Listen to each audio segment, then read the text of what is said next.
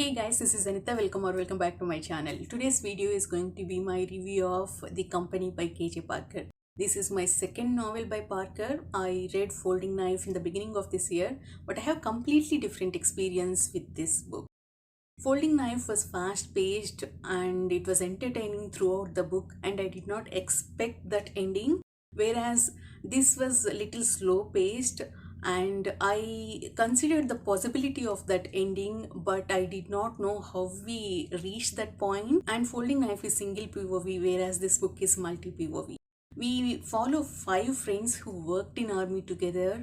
Four of them come back to their hometown after 10 years, but the last one, Kunesin, stayed back for 7 more years. The story starts with Kunesin coming back to his hometown. He meets each of his friends and proposes to move to an island and start over their lives. So we follow their journey and the events after going to the island. While meeting each of his friends, we also get this glimpse of flashback from their military days. They are all from the same town and they went to that war college at the same time, so they form a close bond. They were very mischievous in the war college, so they were assigned to the same unit as the line breakers. Line breakers are someone who break enemy lines. It sounds cool, at the same time dangerous. This group is very successful in that.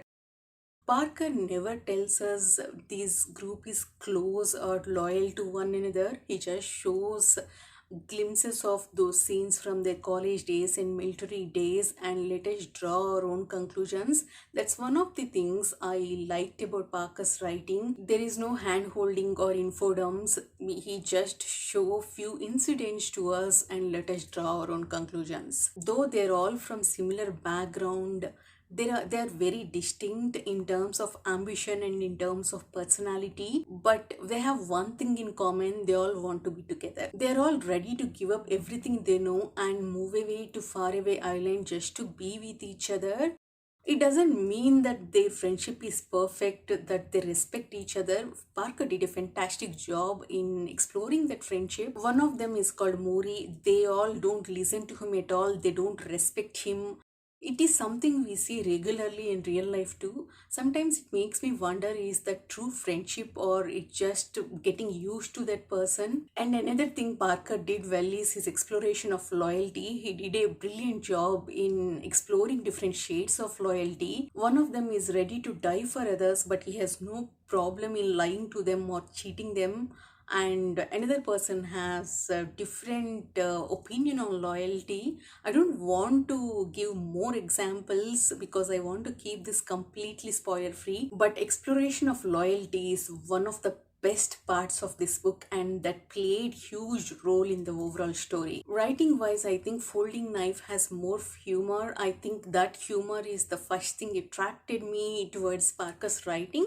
This book is little bleak, but there is underlying humor in some scenes, especially in the overall marriage episode. Before moving to the island, only one of them was married, but they want to move to the island and settle down there. They want to create a new society there, so they decide to get married before going there. Since there was no time, they decide to go for an arranged marriage. That whole episode, I found it funny. I mean, it may not be funny to everyone, but arranged marriage is common thing in India. I mean, at least there is technology now. There is time for people to get to know each other through video calls or phones now. But 15-20 years back, there was no concept of video calling. And I have seen many people come to India for 1 week or 2 week leave. I have seen parents scrambling to find a girl for them. They just come and complete marriage rituals and leave within that span of time. I have seen many marriages like that growing up. Parker executed the similar trope. I agree that Parker executed it in a funny way towards the extreme manner, but I found the whole thing very funny. Again, while introducing these female characters, Parker gives us the background of them. In just 400 pages, he gives a lot of agency to these characters. We see Parker's cynicism more in his female characters and in his relationships, same as in Folding Knife. And he surprised me by packing so much information in just 400 characters. He gave us in-depth characters. He showed us what it takes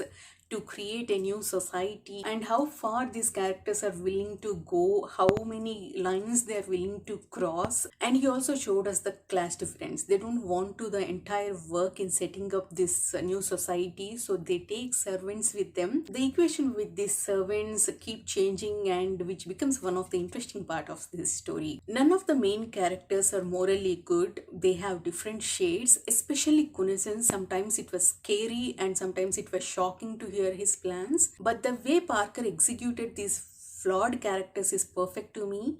I am not someone who likes morally grey characters. I understand it's cool thing now to like morally grey characters, but that's not my thing. I tend to see things black and white. I tend to like characters who have some values, but Parker made me root for these characters no matter what they do, and I wanted them to succeed in what they were doing, which was really surprising. While reading this book, I did not consider it as grimdark.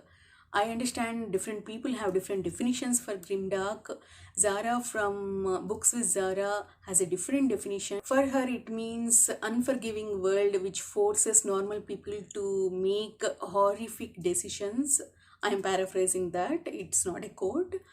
If you go by that definition, I can see this book is as grimdark. It doesn't have violence or gore, but will be shocked by the cruelty of these people. It's very bleak, slow paced, and a study of how human mind works. While reading this book, I compared it with Folding Knife. I thought I enjoyed Folding Knife more, but by the end of this book, I completely fell for Parker's writing by the way he made me feel towards these characters.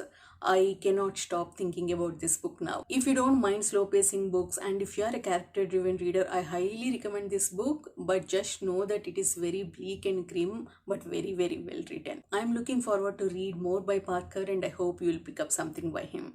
Thank you for watching. See you in the next video. Bye bye.